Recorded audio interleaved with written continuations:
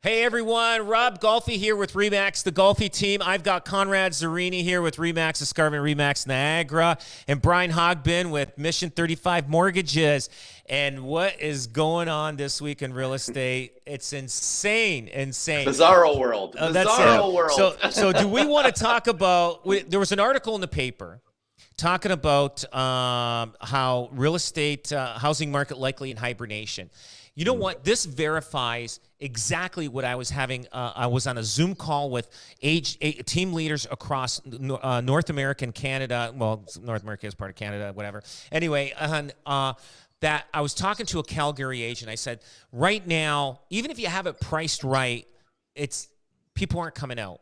And I just said, if you have to sell it, you have to reduce the price to a point where it becomes a super deal. Now, do we want to go down that road? Meanwhile, if they waited another maybe 6 weeks to 2 months, that they probably would get that price. That's what's happening. We're in hibernation. Conrad, you know the numbers, man. It's like I mean, I got a house price bang on in Burlington. Yeah. And it's not getting anything on it. Yeah, you're right. You're right, Rob. You got to get people's attention. There's no question about it. And you know what? It could go one of two ways. I feel strong about Q1, but you know, we might see something happen differently, and maybe today's sale could be pretty good unless you want to wait a little longer. We're seeing estates deciding to sell now because the carrying costs and all that kind of stuff. So it depends on your circumstances. But you know what? I will say this: appointments have leveled off. We were only down just slightly over 1% week over week. So I think we're seeing appointments leveling off, and things are I think things are a little bit percolating, but you got to get people's attention. You got to show them, like, look, this is the best value per square foot in this neighborhood. And you just, you were just telling me before we got on the call that you had multiple offers. I know there was multiple offers in a neighborhood in Burlington off of Guelph Line. So there are still little embers burning. Yeah, it's like, I mean, we listed a property at $599.9, a bungalow, good size lot. It was in Grimsby. It needs some work, and we knew 700 was probably pushing it. 650 was probably the bang on price for this thing, but would we get 650 if we listed at 650? So we ended up listing at $599. Did not hold offers. 30 showings. And 48 hours later, we dealt with an offer, and we got $651 for it. So, nice. So I'm telling you, you have to be under the pivotal point of the market value. That's the only way you're going to get it. You know what I mean? If you're chasing, otherwise, like this house was worth $650, and if you list at 700, you're going to chase it. You're going to end up getting less than 600 if you chase that. Yeah, market. You're right. Yeah, don't chase it. Be priced with precision. You're 100% right. Yeah, and the savvy buyers are out right now. We're dusting a lot of the cobwebs off of the pre-approvals that have been fence sitting for a while. And I think you got two different camps right now. You've got the people that realize right now that it is a good time to buy, and we are seeing those purchases come through because, you know what? Like, you have the ability there to purchase right now, but we're seeing still some people wait, that whole hibernation thing, because Bank of Canada meets on December 6th. And then if you see that pause again, which I'm pretty sure we will by all indications, when will rates drop? And that's where I think the problem lies too, is because all the economists are forecasting rate drops in 2024, Q1, Q2, Q3, we don't know when. And if everybody's waiting, like you say, this hibernation, when the rates when they do go down, competition and price go up. And I think, like I say, the savvy ones are out now pulling the trigger. You're right. I do feel there's going to be an explosion not too far down the road. I mean, immigration hasn't stopped coming, and housing has stopped. Like, most builders aren't building right now. No. They're just on pause. They're just like wait until things turn around. So I mean, this is a big constipation. Like, it's just building up, and it's just And more the reason to heed what Brian was saying. I think if you wait too long in this, you're going to wish you would have bought in the fall of 2023, because you got people like, don't wait till Christmas, because you know what happens, Rob? You've been in the business long enough. People start to hate their house. Brian's got all these things. Love your this. They hate their house, and they hate the rate. Right now, right? Yeah. But right? Isn't that true, Brian? Yeah. Like now, true. Over Christmas, they're going to hate their house. They're going to have a hate on their house. Trust me, it's too small, whatever.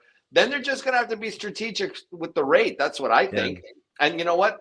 Hate the rate. You know what? You can go open, refinance down the road. God bless you. Go close when it starts to trickle down. But I'll tell you something. I don't know if I'd be waiting on the fence like a lot of Conrad, because all those mortgages are coming up for renewal now. So the people that did fence it and had the 2% rate, and they're like, screw it, I ain't leaving because I don't want to get rid of the rate. Christmas, like you say, they've waited. Now it's like our mortgage comes due in 3, 4, 5 months. Screw it. Let's break it now. We can afford it. Let's go. Do you know what I mean? Yeah. Because they're coming towards the end of that term. Yeah. Yeah. You know, and they're in their houses. They're all like cooped up for the next, over the holidays. They really have look, when it's summertime and everybody's buzzing around, you come back to your house, God bless you, but not Christmas time. No. That's when you really feel the walls closing in on you and stuff like that. So I believe strongly, like this is your opportunity right now to get, to negotiate, get all the conditions and get it your way, buyers, because don't wait for this whole thing to start to turn the other way. You sound a bit like Scrooge there, Conrad. You sound a bit like Scrooge, at Christmas time. Cash is king. Cash is king right now. But there's another great stat, and this is interesting. And I was involved in a company that was very involved with Google. Google found out, which was interesting, no matter when your mortgage was due in the next year, you started to look at rates like, December 27th, December 29th. Your mortgage could be due like January 5th.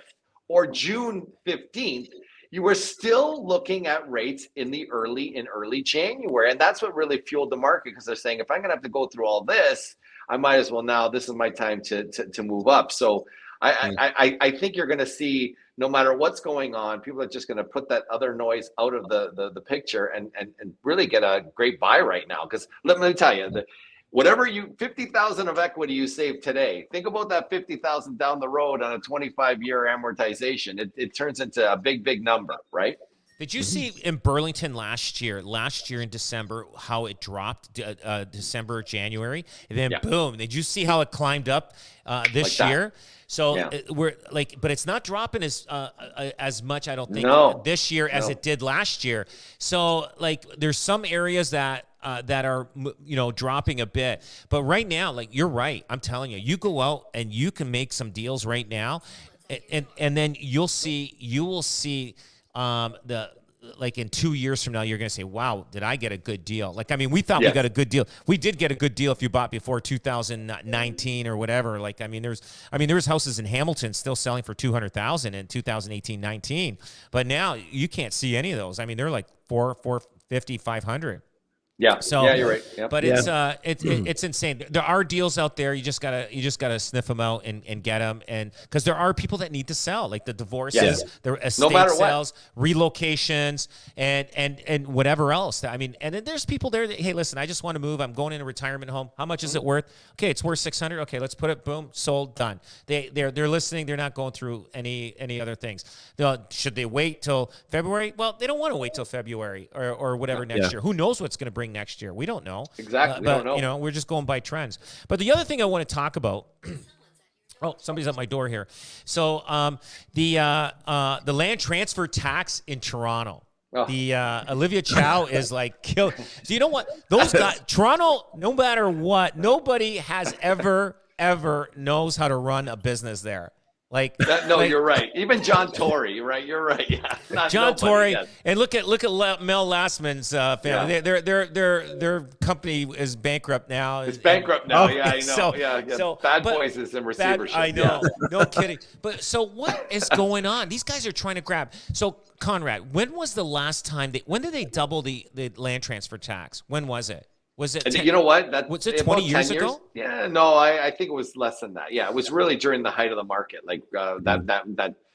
pre-17, it was 15, 14. Yeah, right. And then wasn't Ontario looking at doing it the rest of Ontario to double the land transfer tax? Hamilton even had a vote on it as well. Hamilton did it. There was a couple of municipalities that looked into it as well, and then they kind of backed off, right? So so over here, she's implementing anything over $3 million will increase starting January 1st, and basically, if you're buying a house between $3 and $4 million, it's 3.5% tax.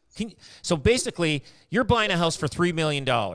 I guess, or let's say $3.5 million. You're going to pay $122,000 to the city just to buy that house. That's a lot of money. Even I don't know, Conrad. Like I think that's a lot of money. Well, there's a lot of money, and like it's funny because like Manhattan has done that. Like New York has that luxury tax too as well. But that's you're talking the epicenter of commerce and wealth and what have you. But you know what? Over time, Manhattan's now number 3. It used to be number 2 highest per capita properties, right? But now it's slipped to number 3, and Florida's taken that number 2 spot. So it does have an overall effect. People shift their mindset. Look, there was a bunch of $10+ million homes all closed in November, which normally they would have closed like February. So we saw that on the Toronto Real Estate Board. Real quick closings, well, because they're trying to get it in before that change. And if you do the calculation on a $10 million house, you're talking $650,000, like on top, right? Can you imagine? Holy. So do you think this will affect the 5 million and under market, between 3 and 5 million, or I think people that are buying a house between 3 and 5 million, I mean, I think they're doing very well, but not well enough. But they're still tight enough to worry about that tax. They're stretching. Yeah, I think you're 100% right. And you're going to find that they're going to think twice. You know what? I'm not going to pay $200,000 for land transfer tax on buying, let's say a $4.5 million house. That's a lot of money. Well, ask the car dealerships and see what they did with the luxury tax on cars. I spoke to a large dealer of luxury cars about a week ago. There's so much money that is going with the car. Like, you know what I'm saying? Like they're not making very much money. And it's actually because to make this thing between the interest rate and the luxury tax, there's a lot of money going into the car from them just to get rid of cars. So I think those guys on that fringe, I think you're right that, if you're at 3.5, 4 million, 5 million, that's going to be the one that's going to get hit. And it has nothing to do with value. It just has to do with the tax ramifications of it, right? So 10 million, those guys, God bless them. I don't know if they even care. But like that 3 million guy that stretches, because you got to remember 3 million in Toronto, what would that There's be? There's quite a few houses that a lot of people are going to be affected. That's like 1.5 here, maybe 1-ish here, 1.5, 1.3. So think about that for a minute. That's a lot of money, right? Well, what about that house in Niagara Lake that's listed at $10 million? Now, can you imagine that house guaranteed would drop in value so fast? Like at 10 million, I mean, at 7.5, we have to pay $750,000 to buy that house. So people are going to negotiate based on how much they have to pay land transfer tax. So you want $10 million? Well, I'm going to give you $8 million or $9 million because I got to pay $750,000 to $1 million to the city because of the land transfer tax. So still the seller's going to end up paying it through negotiations, and he's got no choice but to let go and say, oh, frick, I got no choice because nobody else is coming knocking on my door. I gotta drop my price because to get this buyer to buy my house. And you're going to see more people cashing out. And we've already seen a little bit of activity in the upper end in Oakville already. Some really interesting sales. Some penthouse condos going for like $1,500 a square foot that never had that kind of price point. So I think what's happening is that people are cashing out of Toronto during this period, right, and then bringing their money further west in terms of that and getting. So we'll see that happening as well. Yeah, that's right. Yeah. People are going to start coming this way and say, screw it. I'll come towards Hamilton, Niagara, or Burlington or whatever. You're going to see there's going to be an influx of people coming this way just because of this. Like they don't want to spend that kind of money. It's just crazy. Like how far are they going to go? Like they're even adding the vacant tax, which didn't do anything. The 1%. It just actually they did collect 1% on vacant tax. Didn't change anything. People didn't rent the houses out. These investors that are buying from other countries that are buying houses in this country, they're going, I don't want to deal with the landlord-tenant bullshit that you guys have. Why don't they just invest money into the landlord-tenant situation? They may end up having more houses for rent, But when you've got got to wait 10 months to get a tenant out of a house because he's not paying his rent, why rent it? Like, you know what I mean? I'm going to make the money on inflation just having it empty. You know what I'm saying? Like, and so they've got to do the changes and get the landlord tenant board in order if they want to get more houses, off being vacant. So yeah, well, they're just looking for revenue, right? Because Yeah. you got to think about 14,000 condominiums that were slated to be released. There was 28,000 that were slated to be released this year. 14,000 have been shelved. So can you imagine the income down the road that's been lost in development charges and in taxes for the city of Toronto?